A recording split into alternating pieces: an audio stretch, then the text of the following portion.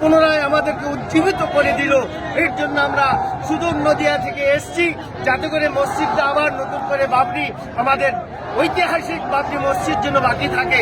আজকে দলদাস হয়ে যে সমস্ত নেতা নেত্রীগুলা রয়েছে তাদের মুখে আজকে ঝামা ঘষতে এসছি যে মমতা ব্যানার্জি এটাও জেনে নেক যে বাবরি মসজিদের জন্য আজকে হুমায়ুন কবিরকে সাসপেন্ড হতে হলো।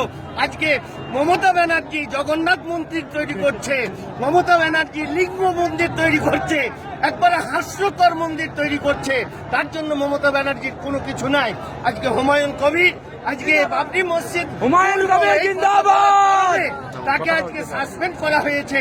আমরা চাই হুমায়ুন কবিরের পাশে থেকে হুমায়ুন কবিরকে আরো উচ্চ র্যাঙ্কের আমরা পদ দিয়ে তাকে আমরা ভারতবর্ষের বুকে সর্ববড় নেতা হিসাবে আমরা দেখতে চাই। আজকে এই বাবরি মসজিদ আল্লাহর ঘর।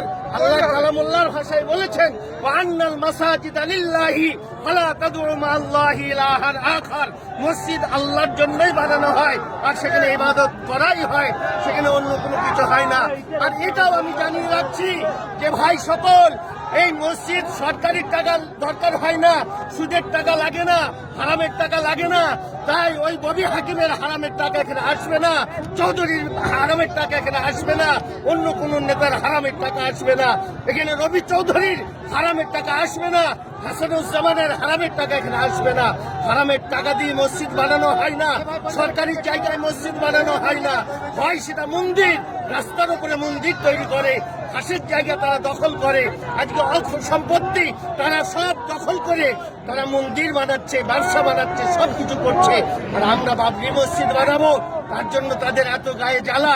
আজকে আলহামদুলিল্লাহ আমরা বাবরি মসজিদের স্থানে এসে ইট দান করে আমরা সবাই আনন্দ উপভোগ করছি।